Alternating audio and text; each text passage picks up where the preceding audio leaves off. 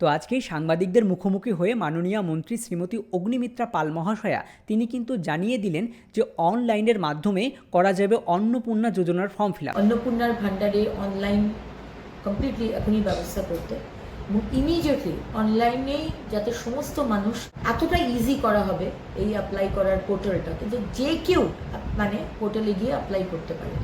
সুতরাং অনলাইনে অন্নপূর্ণার ভান্ডার আমার প্রত্যেকটি বাংলার মা বোনেরা যাতে অ্যাপ্লাই করতে পারে আমরা কিন্তু সেই ব্যবস্থা করছি ইমিডিয়েটলি।